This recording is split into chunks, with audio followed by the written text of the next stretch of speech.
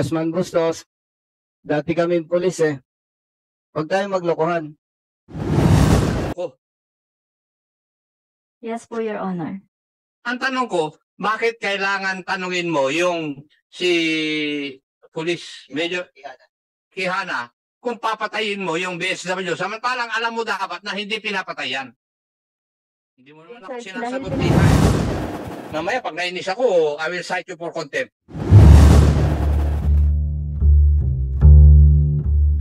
Naglabas ng pahayag si Vice President Sara Duterte kaugnay sa pagkakasama niya sa mga akusado sa International Criminal Court, ICC.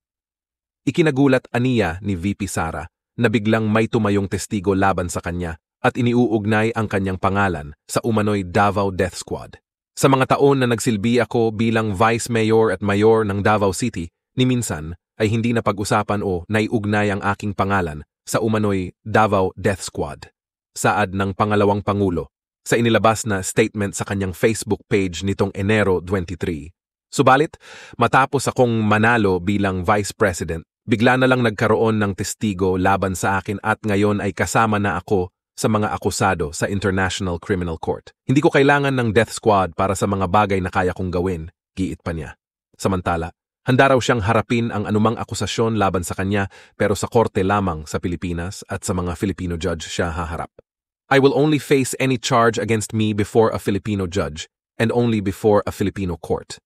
Hindi po ako lalahok o magiging parte ng isang prosesong hindi lamang magsasadlak sa kahihiyan sa bansa, kundi dudurog din sa dignidad ng ating mga huwes, korte at buong justice system ng Pilipinas. Wika niya. Huwag nating ipahiya ang bansa sa buong mundo sa pamamagitan ng pagpapahintulot sa mga dayuhan na manghimasok at makialam sa Pilipinas. Ang kahiligan na magpailalim sa mga dayuhan ay sampal-samga bayaning Pilipino na nagbuwis ng kanilang buhay at lumaban para lang sa ating kalayan, pagpapatuloy pa niya. Ikaw yung ano? Ikaw daw yung kumuha ng Rolex, totoo yan? No, sir.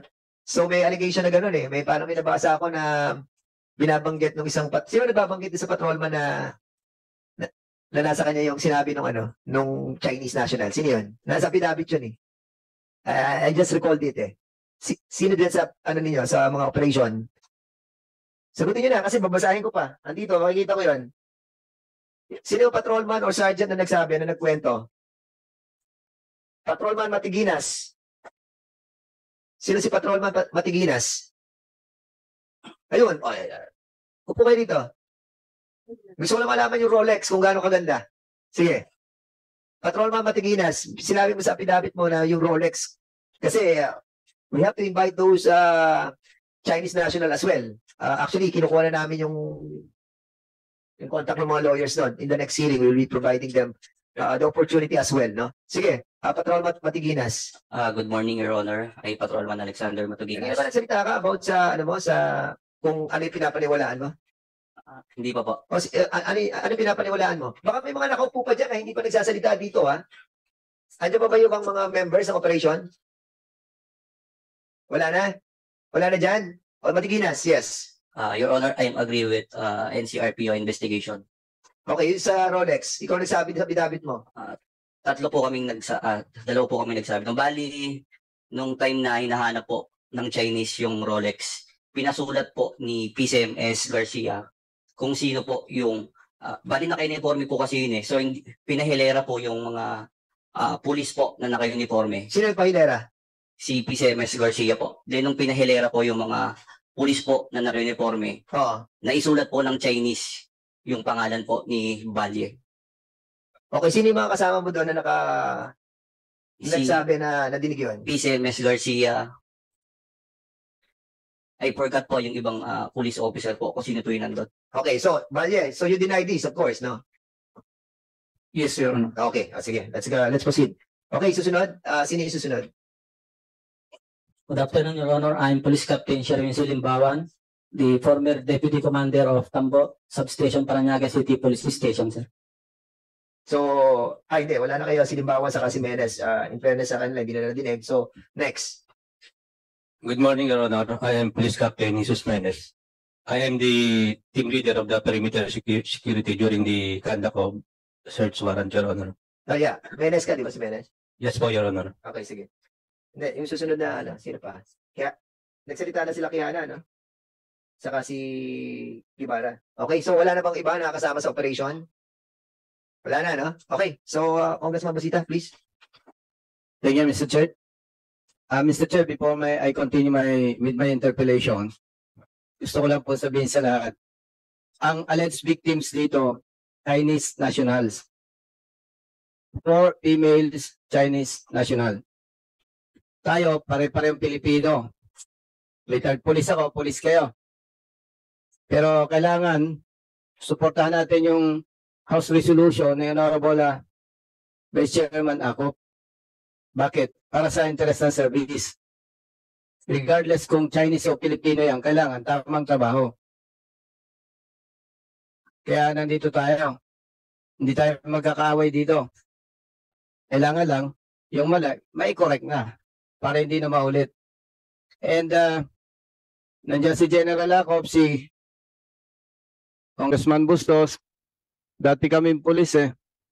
Huwag tayong maglokohan.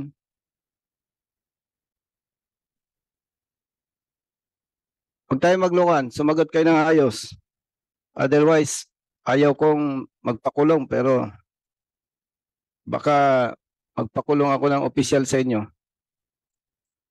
Going back, Patrolwoman Acosta, Yes po, Your Honor. di ba bago mo din-activate yung body-worn camera? Of course, buhay pa yon, tama? Yes, Your Honor. Sinasabi mo na ang nag-utos sa'yo si Major Quijana, tama? Yes, Your Honor. Siya yung direktang nagbigay na instruction sa'yo? Yes or no? Yes, Your Honor. So, marirecall mo ba kung ano yung eksaktong sinabi niya nung nagbigay siya ng instruction sa'yo? Your Honor, sinabihan po ako na tawagan po yung mga arresting officers po para umakyat na po doon. Excuse me. Baka ipasama kita ipakulong sa for contempt. And Ang tinatanong ko sa'yo, ano yung nare-recall mong instruction sa'yo na para i-deactivate mo yung body-worn camera? yun po Your Honor. Sinabi po sa akin, Your Honor, na tawagan po yung arresting officers at doon ko po tinanong, Sir, Your Honor, kung pwede pong patayin yung BWC. Mr. Chair, pinapaikot tayo nito si Policewoman Acosta eh. Sinabi mo, ang may instruction na deactivate yung body-worn camera si Major Quijana. Paano mo nasabi na nagbigay siya ng instruction samantalang ang sinasabi mo may pinapatawag sa'yo na arresting officers? Your Honor, bago ko po patayin yung BWC, yun po yung instruction sa akin, Your Honor. O sige, tapos bumalik ka. Pagkatanong ko po nun, Your Honor, pinatay ko na po yung BWC, saka ko po tinawagan yung arresting officers, Your Honor. Makikita po doon, Your Honor, sa CCTV po. Hindi, paano mo ngayon sasabihin sa committee na to na si Major Quijana ang may instruction sa'yo?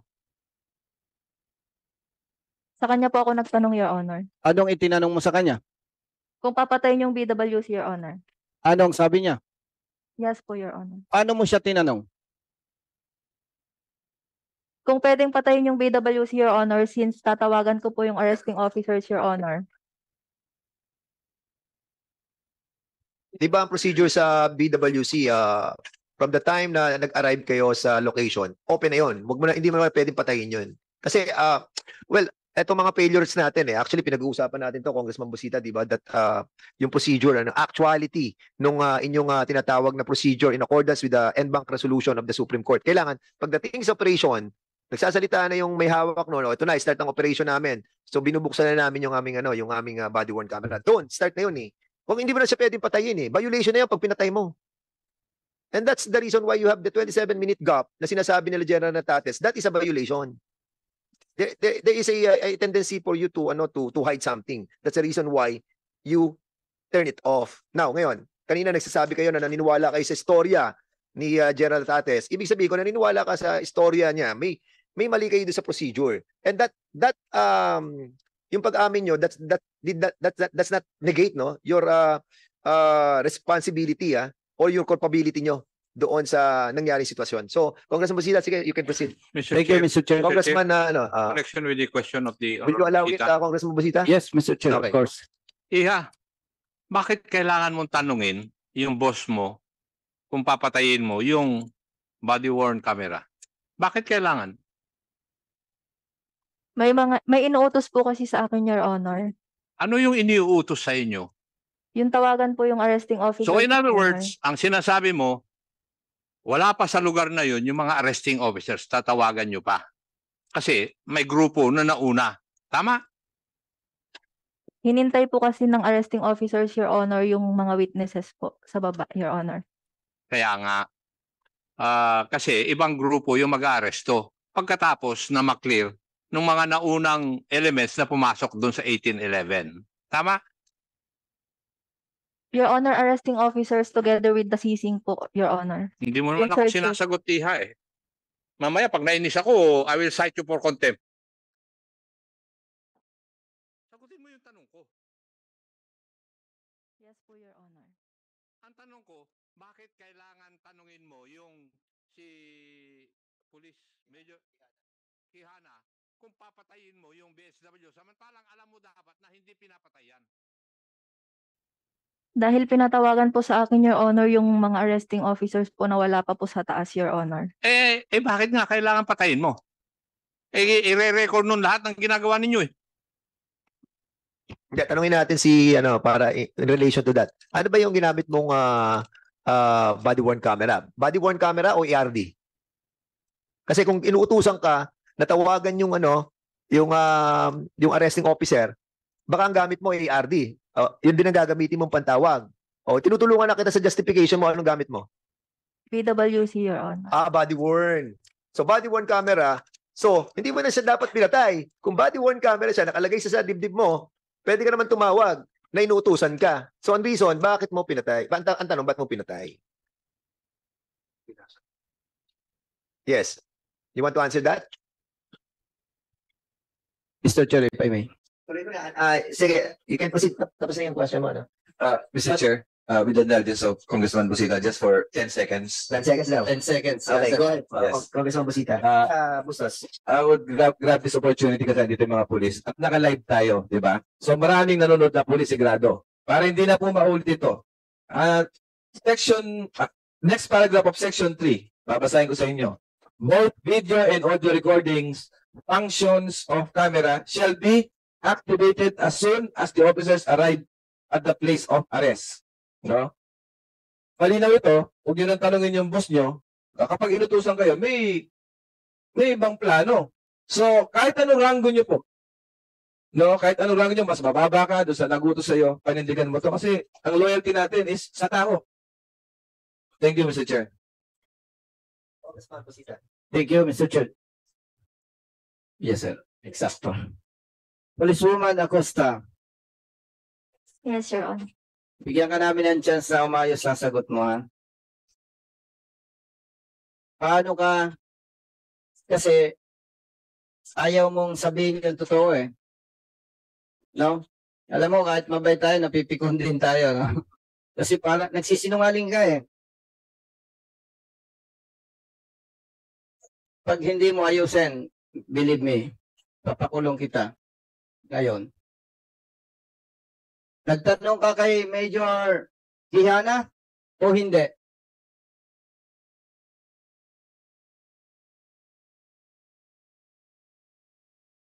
Nagsabi po siya sa akin, Your Honor, na patayin po yung BWC. So hindi ka nagtanong. Tama? Mali. Yes, Your Honor. Okay.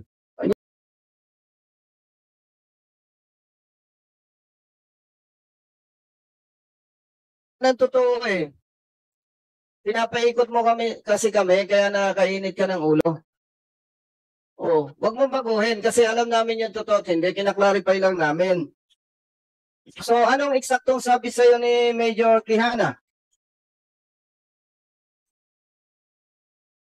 Patayin yung BWC camera, Your Honor, at tawagan po yung mga taong aakyat pa, Your Honor. Yan ang kapanipaniwala. No? Okay. Mr. Chair, balik po tayo kay Patrolman Cariaga. Patrolman Cariaga, Mr. Chair. Yes, Your Honor. Paano kayo inutusan ni Major Quijana na ikat yung DBR? Your Honor, simulan ko po dun sa naging tasking ko po talaga. Ang tasking ko po talaga is searcher po ako. Since kami lang po yung naka-uniform dahil searcher po kami. Kami po muna yung dineploy dun sa baba as perimeter security para po i-hold po yung mga security para hindi po makompromise yung operations. Then pinatawag na po kami paakyat po.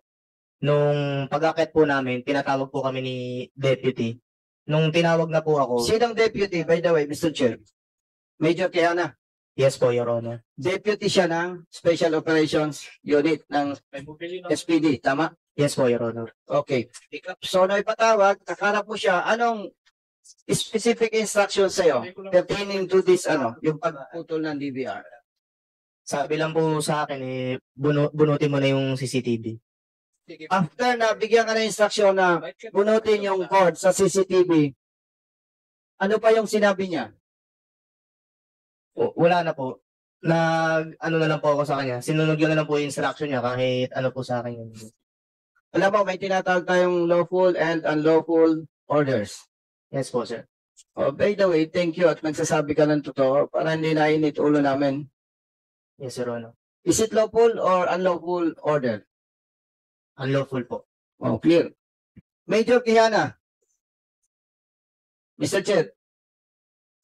Dalawang police non-commissioned officers yung nagsasabi na inutusan mo. Yung isa, i-deactivate yung body worn camera and the other one is bunutin yung cord ng DVR. I-deny mo pa rin ba yung sinasabi nila o hindi? Your Honor, wala po akong inuutos na gano'n, Your Honor. Okay.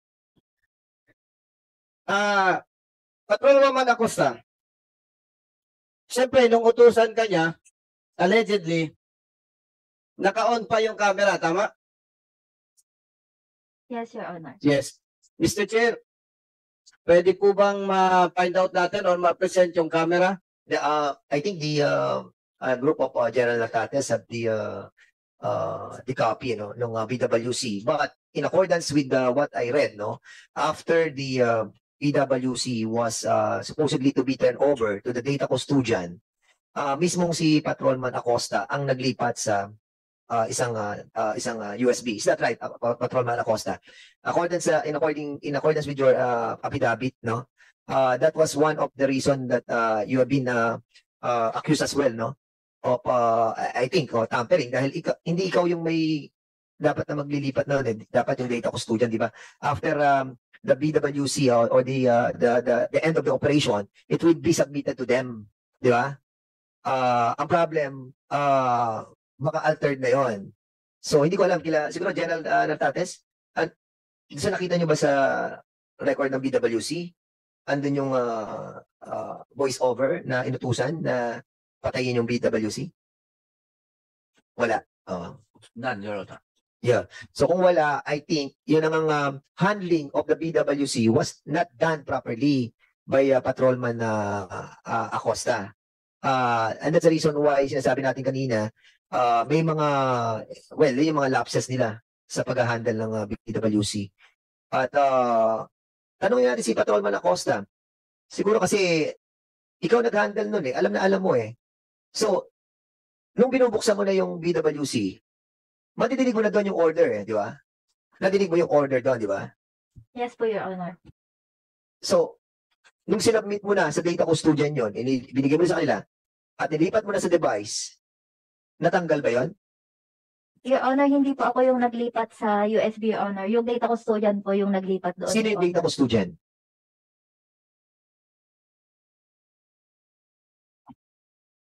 Data custodian, alam niyo yun. Kaya, magtuturuan pa ba kayo? Sino yung may hawak nung kopya?